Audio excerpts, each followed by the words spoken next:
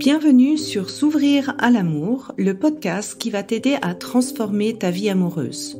Je suis Sandy Kaufmann, coach de vie certifiée. Sur ce podcast, je t'aide à comprendre et à changer tes mécanismes en amour afin de rencontrer la personne qui te correspond et construire une relation de couple épanouie. Tu y trouveras des réflexions, des exercices concrets tirés de mon activité de coach et de l'approche psycho-corporelle que je pratique, ainsi que des conversations inspirantes avec des experts ou des personnes comme toi et moi qui t'expliqueront leur chemin personnel pour s'ouvrir à l'amour.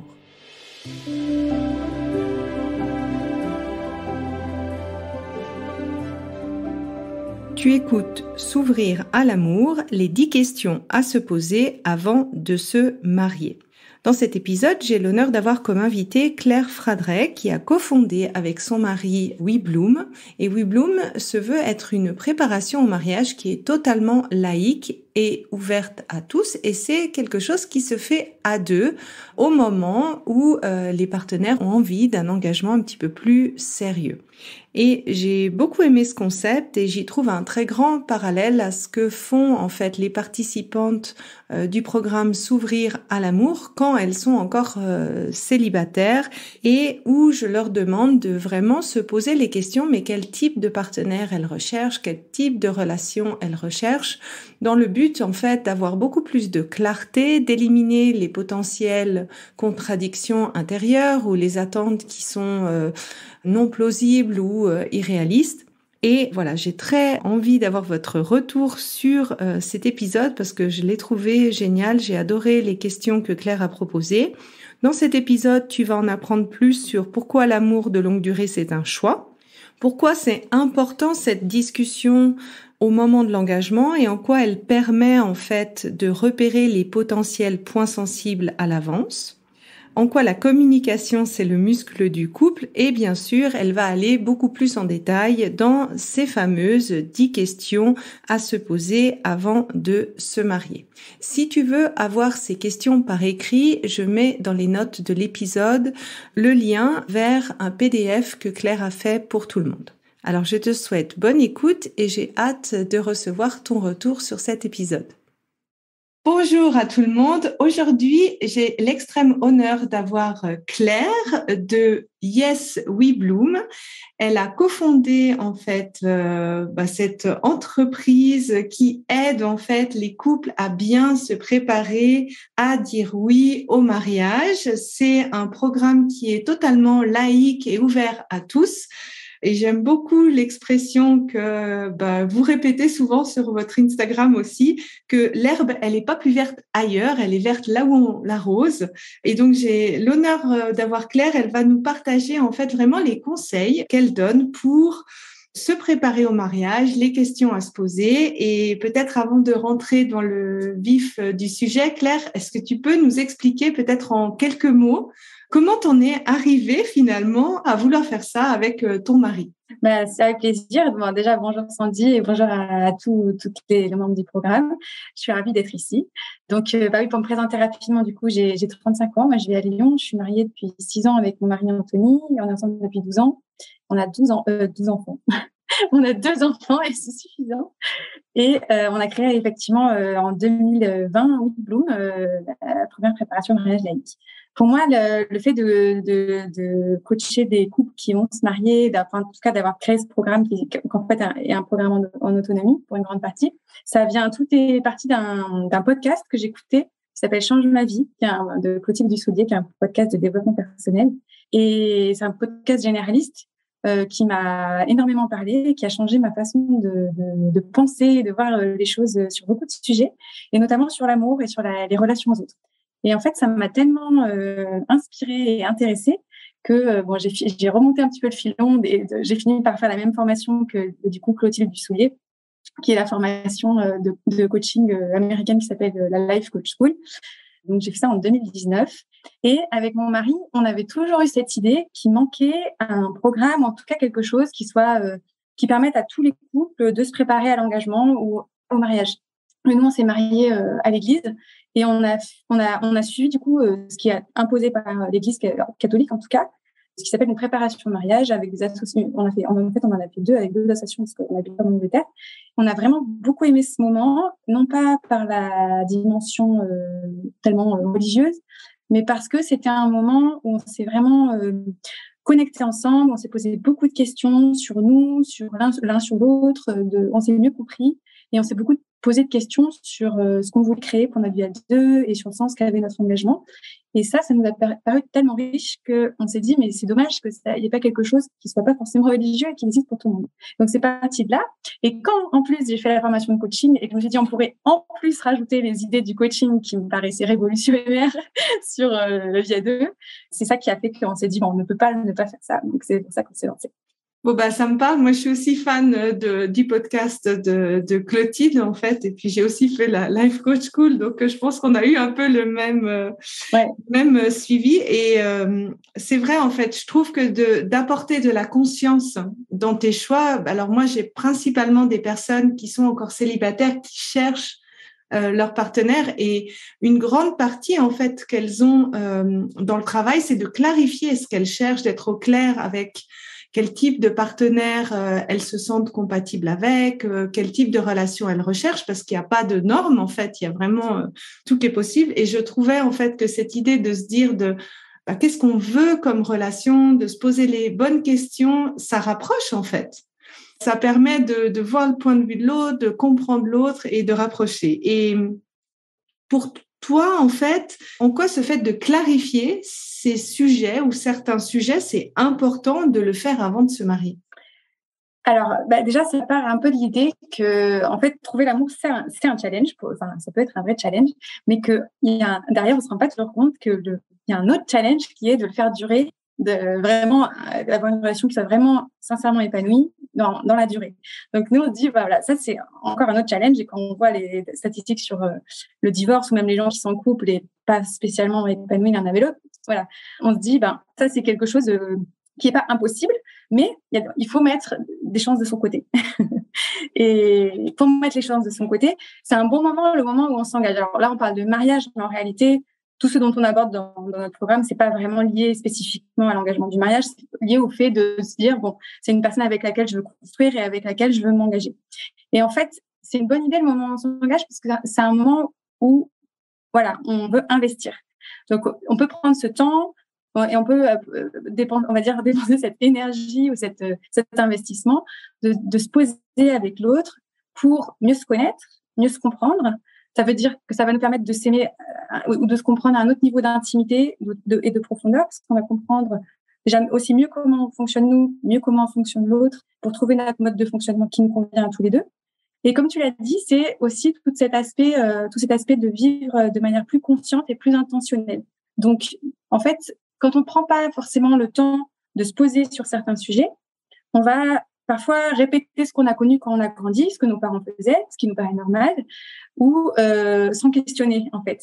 Où on va être un petit peu téléguidé par notre passé ou par des choses qui ont pu participer à la manière dont on s'est construit, mais qui ne nous sont pas forcément utiles, ou des schémas qui ne sont pas forcément utiles. Et je pense que dans ton programme, tu vois très bien de quoi je parle, parce qu'il s'agit aussi de se débarrasser de certaines de ces blessures ou de ces schémas. Et donc, de le faire ensemble pour un petit peu repartir à zéro et se dire, qu'est-ce qu'on veut nous? Qu'est-ce qu'on choisit de garder de ce qu'on a connu? Qu'est-ce qu'on choisit de mettre de côté? Et comment est-ce qu'on crée en fait une relation qui soit vraiment consciente et intentionnelle?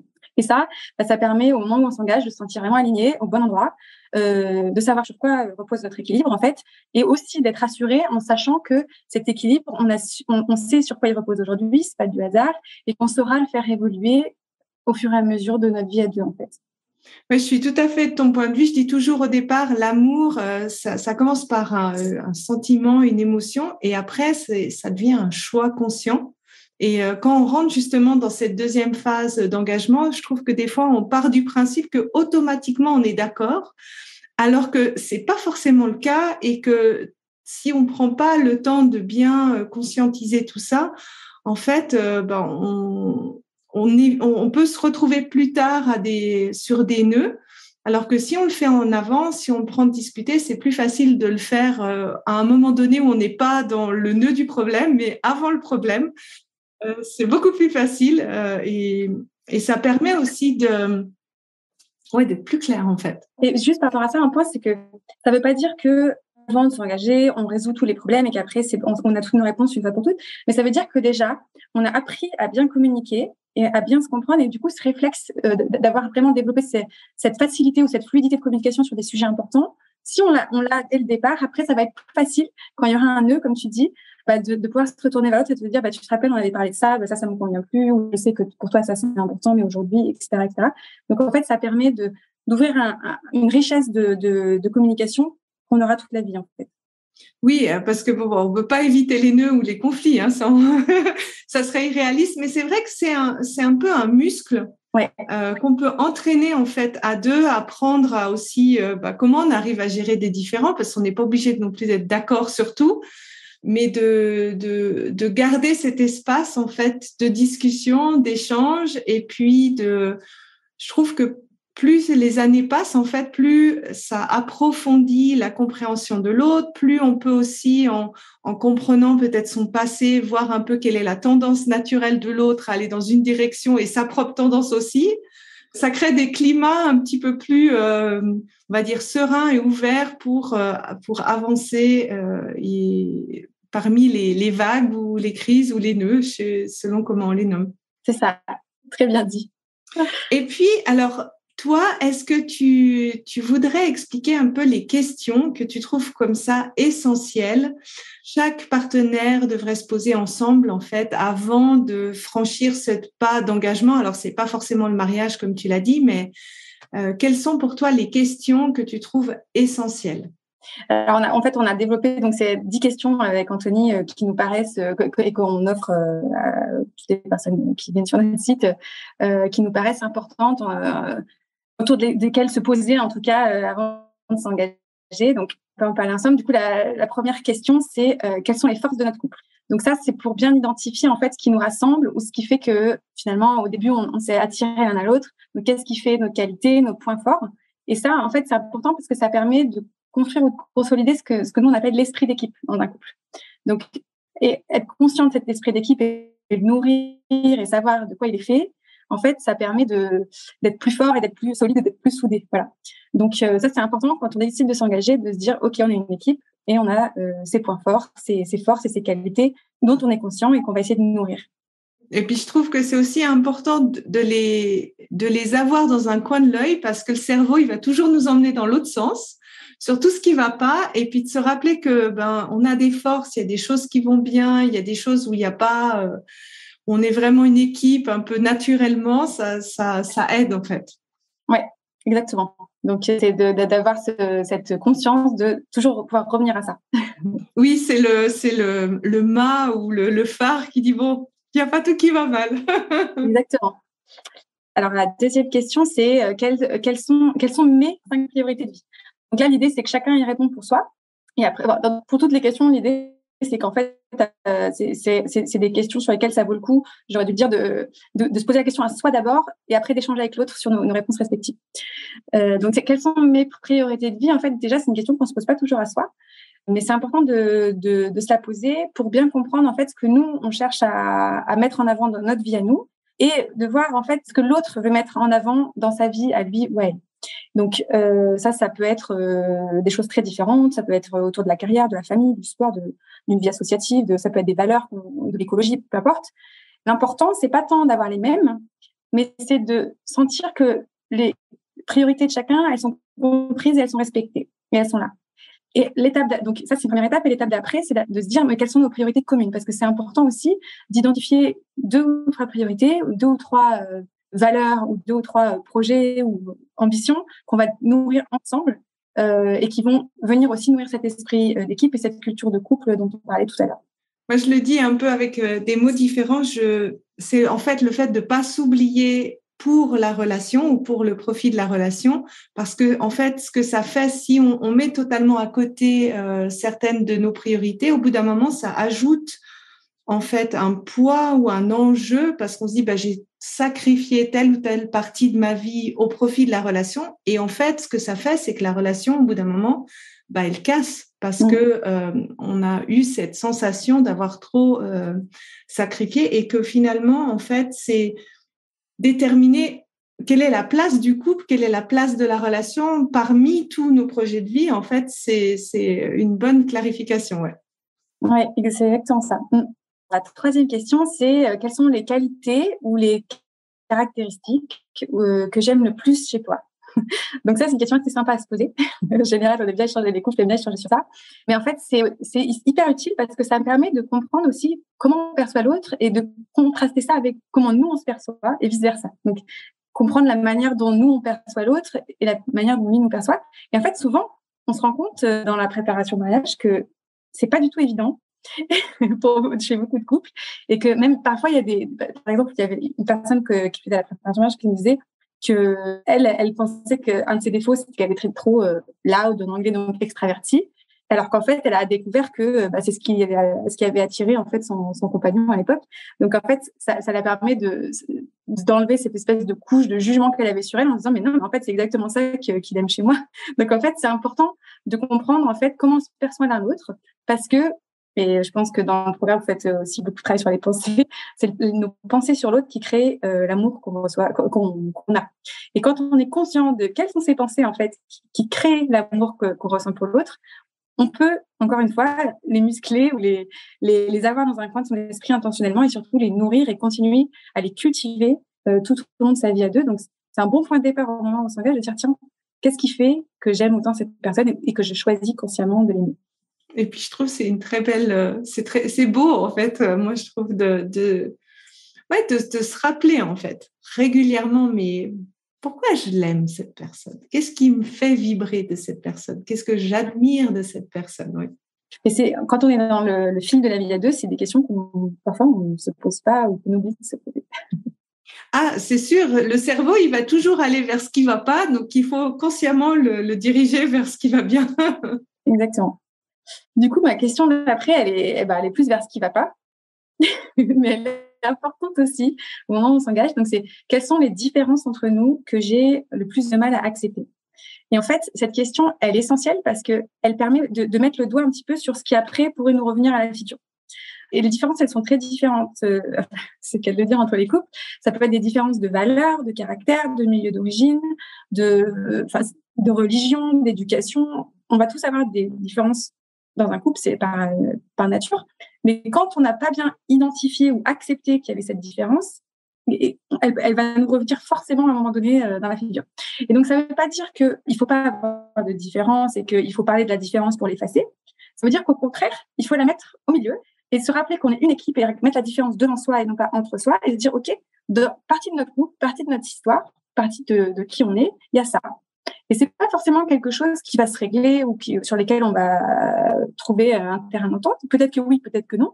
Mais en tout cas, on sait que dans notre couple, il y a ça et que ça ne va pas nous empêcher d'avancer parce qu'on l'accepte, en fait. On en est conscient, on l'accepte. Par exemple, une différence de religion, c'est pas insurmontable. C'est-à-dire que si les deux personnes sont d'accord pour ne pas être d'accord, on va dire, sur la question, même si pas forcément une différence de religion, mais on a souvent un qui est croyant et l'autre non, on a la préparation de mariage. C'est-à-dire, à partir du moment où on a parlé, on a accepté que toi, tu croyais, moi non, et qu'on allait trouver nos réponses et nos solutions au fur et à mesure de notre vie à deux, tout de suite, ça va beaucoup mieux.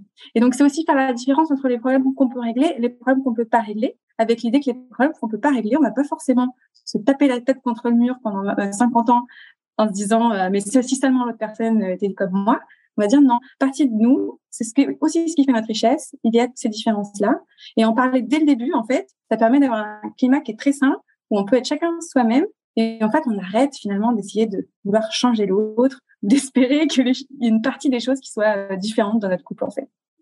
Alors là, je te rejoins vraiment à 200% parce que une grosse étape, en fait, dans le programme, c'est la personne quand elle rencontre quelqu'un, c'est quand elle a défini en amont ce qu'elle souhaiterait idéalement, en fait, une fois qu'elle connaît suffisamment la personne, qu'elle se pose vraiment cette question, mais est-ce que j'arrive à accepter la personne totalement? Quels sont les défauts ou les différences, comme tu as dit, qui sont présentes? Et est-ce que j'arrive à les accepter maintenant en début de relation, un peu plus tard quand j'ai envie de m'engager avec la personne, peut-être un peu plus tard si j'ai envie de me marier, ou encore un peu plus tard si j'ai envie d'avoir un enfant. Parce que en fait, on est tous un package, on a tous notre lot de plus, de moins, ou une manière de voir le monde. Et puis, moi, je rajoute aussi dans ces différences ce que l'on attend du partenaire versus ce que le partenaire est. Donc, c'est jamais 100% la checklist à 100%, mais en fait, en faisant ça, ça permet justement de s'éviter des crises plus tard, parce que c'est comme tu dis, c'est une mission, on n'a pas la télécommande à changer l'autre. Ouais, c'est ça. Ou un petit manuel d'utilisation si je fais un petit clic à la Life School. Et je trouvais c'est super en fait de le faire à deux. En fait, ça permet d'en prendre conscience de chaque côté. Je trouve que c'est génial. Bravo. Bah, c'est souvent un des sujets de discussion les plus riches dans la préparation au mariage. Et en fait, souvent, les gens, ça les libère d'un poids de se dire « Ah, mais en fait, mon alternative, plutôt que de vouloir changer l'autre, c'est de l'accepter. » Et c'est pas facile, ça veut pas dire que c'est facile. Mais en fait, parfois, on voit même pas que ça, c'est une possibilité. Oui. Et ça enlève beaucoup de pression à la relation, en fait. Oui, exactement. Ouais. Parce que chacun se sent libre d'être soi. Et puis, je trouve que c'est la meilleure preuve d'amour, c'est dire, tu sais quoi, je t'accepte avec cette différence et je t'aime tout autant. C'est beau. Alors après, c'est des questions plus spécifiques sur la vie à deux. Donc, c'est l'organisation du quotidien. Donc, comment moi, je vois les choses pour notre vie commune. Donc ça, c'est bon. Souvent, quand on se marie, ou voilà, on est déjà ensemble depuis de nombreuses années. Enfin, je crois qu'en moyenne, c'est 10 ans avant de se marier. Mais parfois, l'organisation qu'on a, elle s'est un petit peu imposée toute seule, de manière un peu automatique ou sans vraiment prendre de décision intentionnelle sur comment on fait les choses. Et parfois, ça peut très bien convenir. Mais parfois, il y a des points de tension où un cas de figure assez fréquent, ça convient mieux à l'un ou à l'une qu'à l'autre. Il y en a ou une qui dit rien. L'idée, c'est de dire, bon, bah, le moment où on s'engage, même si ça fait plusieurs années qu'on vit ensemble, c'est le moment un petit peu de faire un état des lieux de la manière dont on vit. Et surtout, en fait, au-delà de ça, c'est apprendre à remettre les choses en question, se sentir libre de parler des choses et de se dire que non, il n'y a rien qui est figé dans le marbre. Il y a toujours des choses dont on peut rediscuter, qui peuvent être améliorées. Comme je disais tout à l'heure, d'avoir cette facilité de dialogue qu'on va avoir tout au long de notre vie à deux, et d'avoir cette idée que notre manière de faire les choses aujourd'hui, c'est peut-être celle qui convenait l'année dernière, mais pas celle qui conviendra demain. Et du coup, d'apprendre à remettre les choses sur le tapis et pour toujours trouver ce qui nous convient à l'un et à l'autre. Et dans l'organisation du quotidien en particulier, je reviens aussi sur ce que je disais tout à l'heure, très souvent, on répète ce qu'on a vu ou connu chez nous. Et donc, se demander l'un à l'autre, bah tiens, comment vous avez les choses chez toi ? Ça permet de comprendre beaucoup de choses, en fait, sur la manière dont l'autre fonctionne et de dire, ah oui, qu'est-ce que nous, on veut faire ou qu'est-ce qu'on veut garder ou qu'est-ce qu'on veut ne pas répéter, en fait. Ouais, je trouve que c'est super important, surtout que la vie change. Si après on a des enfants, l'organisation est différente. Moi, je sais, avec mon mari, on fait des réunions annuelles sur qu'est-ce qu'on se trouve qui va pas dans l'organisation, qu'est-ce qui est trop, qu'est-ce qui est pas assez. Puis prendre le temps de se poser les bonnes questions, ça apaise le quotidien, en fait. Ouais, et d'apprendre à questionner, parce que c'est quelque chose qu'on fait dans le quotidien, on ne fait pas spécialement, et on prend pour argent comptant des états de fait qui parfois ne conviennent pas à nous, quoi. Et après, une question un petit peu corollaire à celle-là, c'est sur l'argent. Parce qu'évidemment, parfois, quand on se marie, c'est là qu'on commence à mettre beaucoup de choses en commun, mais pas forcément. Parfois, c'est encore une fois déjà le cas depuis longtemps. Mais encore une fois, c'est l'occasion de se dire, bon, qu'est-ce qu'on met en commun? Comment est-ce qu'on répartit les choses? Qu'est-ce qui relève de ce qui est à moi, ce qui est à toi? Qu'est-ce qui est juste? Sachant que juste, ça ne veut pas dire forcément égalité, ou c'est peut-être des versions. Il n'y a pas, comme tu as dit tout à l'heure, de normalité. Chaque couple trouve ce qui est normal pour lui, en fait. Donc, de s'interroger sur ça et même d'aller plus loin que la question pratique du compte en banque, joint ou pas joint, mais de dire quelle est notre philosophie, en fait, par rapport à l'argent, quelle place ça a, dans quelle mesure c'est une priorité. En fait, vraiment questionner le rapport à l'argent qu'on a chacun. Parce que finalement, l'argent, c'est un des sujets qui est à l'origine du plus de disputes dans les couples. Donc, de vraiment comprendre non seulement comment fonctionner dans le quotidien, mais aussi quelle est la philosophie qu'on veut avoir chacun et qu'on va avoir ensemble par rapport à l'argent. C'est un sujet qui compte, on dit, c'est un jeu de mots. C'est hyper important, en fait. Mais je trouve en fait que quand je fais en fait un bilan initial pour repérer les blessures du passé, je pose souvent la vision de l'argent dans le couple et comment la personne gère son argent, parce que ça en dit beaucoup sur la notion du prendre et du recevoir, en fait, donner, recevoir en relation. Et il y a beaucoup de choses, de croyances qu'on peut apprendre indirectement, en fait, via la gestion de l'argent. Les autres questions, la question des enfants, en fait, et du rapport à la parentalité. Donc ça, c'est évidemment, est-ce qu'on veut des enfants, combien, quand, etc. Mais aussi la question de ce qu'on veut leur transmettre. Quel type, par exemple, sur les valeurs, sur la spiritualité, sur un mode de vie, enfin, qu'est-ce qu'on veut transmettre. Donc, ça, c'est un grand sujet. Parfois, et encore une fois, quand on se marie, on a déjà des enfants, mais c'est pas trop tard, en fait, pour se poser ce genre de questions.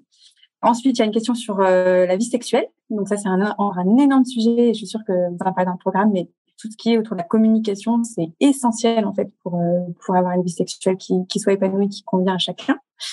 Et la dernière question, du coup, je vais vraiment vite, là, c'est de se demander, pour moi et pour toi, à quoi ressemble notre vie de couple, en fait, à l'idéal dans 5, 10, 20, 30 ans, avec l'idée que c'est pas le but de prédire le futur et que tout doit être déjà écrit à l'avance, mais de se dire, tiens, vers quoi on veut aller.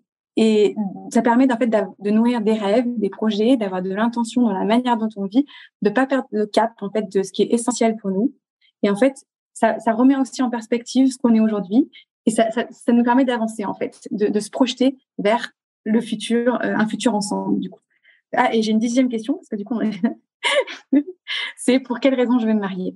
Et donc ça, c'est une question qui est évidente quand on se marie, mais beaucoup de gens ne se la posent pas toujours. Donc de se demander, en fait, à quoi ça correspond pour moi cet engagement, à quoi je te dis oui, en fait, au fond, c'est pas un chèque en blanc. Donc, quel est le sens de ma promesse? Qu'est-ce que ça veut dire pour moi, le mariage, quel que soit le type d'engagement qu'on prend, pour encore une fois se mettre d'accord sur ce que ça veut dire, sur ce qu'on souhaite vivre ou ajouter à notre relation en prenant cet engagement-là. Et voilà, c'est le sens de notre promesse. C'est souvent cette promesse, quand on s'engage, c'est après quelque chose auquel on peut encore faire revenir sur notre vie à deux pour voir si on l'honore ou on vit en fait en accord, en alignement avec cette promesse qu'on s'est faite à un moment donné.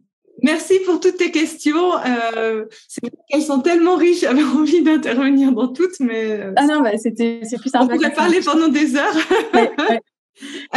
Et donc, si les personnes qui écoutent et qui se disent « Ah, mais en fait, ça me parle, ces questions, moi j'ai envie de faire ce travail avec mon futur partenaire », qu'est-ce que vous proposez en fait dans votre programme ? Oui. Alors déjà, c'est 10 questions. Si les personnes qui ont écouté, que ça intéresse, on les propose. On a un mini carnet gratuit à télécharger où on peut l'imprimer et faire ça gratuitement. Et je mettrai le lien.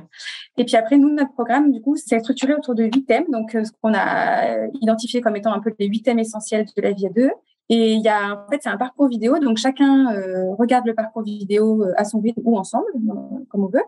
Et après, chacun a un carnet avec des questions. Donc, c'est un peu comme de l'auto-coaching, on va dire, mais en fait, c'est de se poser les questions à soi-même, un petit peu comme là, on disait. Ça va un petit peu plus dans les idées du coaching et on fait vraiment un gros tour d'horizon sur beaucoup de sujets. Et donc, chacun des 8 thèmes, en fait, on prend rendez-vous avec son partenaire après avoir vu, du coup, les vidéos, parce qu'on se nourrit d'idées, de nouveaux outils qu'on ne connaissait pas forcément sur la vie à deux ou de nouvelles manières de voir les choses. On remplit nos carnets et on se rencontre pour un rendez-vous à deux pendant lesquels on va échanger sur ce qu'on a rempli chacun dans notre carnet. Il y a des pistes d'échange supplémentaires pour le couple. Et donc, en fait, du coup, la préparation au mariage, elle est comme ça. Elle est guidée, elle est entre soi et l'autre. Et elle est donc en autonomie autour de 8 rendez-vous, en fait, qui vont marquer vraiment l'histoire du couple. Et ces carnets, l'idée, c'est que effectivement, ça vient un petit peu souvent, les couples nous disent, c'est devenu la Bible de notre couple parce qu'on sait qu'on a écrit énormément de choses qui sont importantes, en fait, qui sont essentielles et auxquelles on va revenir tout au long de notre vie à deux. Et il y a une offre de coaching pour ceux qui veulent un accompagnement plus personnalisé. Ok. Alors, je mettrai également le lien et je trouve personnellement que c'est une super étape en fait à faire pour le mariage. Donc, je peux qu'encourager tout le monde de le faire. C'est des super questions. Bravo pour votre travail à deux, en tout cas. Et puis, merci encore à toi aujourd'hui pour ton temps de nous expliquer toutes ces belles choses. Et je pense que ça donne une vision positive du mariage, malgré ces taux de séparation, parce que je trouve que c'est quelque chose de magnifique. Enfin, en tout cas, moi, je trouve que c'était un magnifique moment. Puis, c'est vraiment le début d'une nouvelle étape de construction. Donc, c'est super de la commencer, en fait, par cet accompagnement. Eh ben, c'était avec grand plaisir. Merci beaucoup, Sandy, de m'avoir proposé de venir. Et je pense que c'est ce qu'on veut tous, en fait, au fond, une relation épanouie dans le temps où on aime quelqu'un toute la vie. Donc, je pense que c'est possible. Et c'est un peu l'essence de ce qu'on fait, en fait. En se posant les bonnes questions. Et en prenant le temps et de ne pas laisser tout, finalement, au hasard de la vie. C'est juste. Merci encore. Et puis, j'espère que vous avez bien aimé cette interview de Claire. Et si vous avez d'autres questions, je me permettrai de te les faire parvenir. En tout cas, je mets tous tes liens. Et voilà, quand c'est le moment pour vous, je vous encourage à vous inscrire au programme. Merci beaucoup. Au revoir. Si tu apprécies ce podcast, la meilleure façon de m'encourager est de me laisser une revue sur Apple, Spotify ou de transmettre cet épisode à une personne de ton entourage. Et si tu es prête à t'ouvrir à l'amour et à transformer ta vie amoureuse, je t'invite à rejoindre mon programme de coaching S'ouvrir à l'amour ou de consulter mes programmes d'auto-coaching en ligne. Tous les détails se trouvent sur mon site sandykaufman.ch. Et n'oublie pas, il n'y a que tes peurs qui te séparent de l'amour.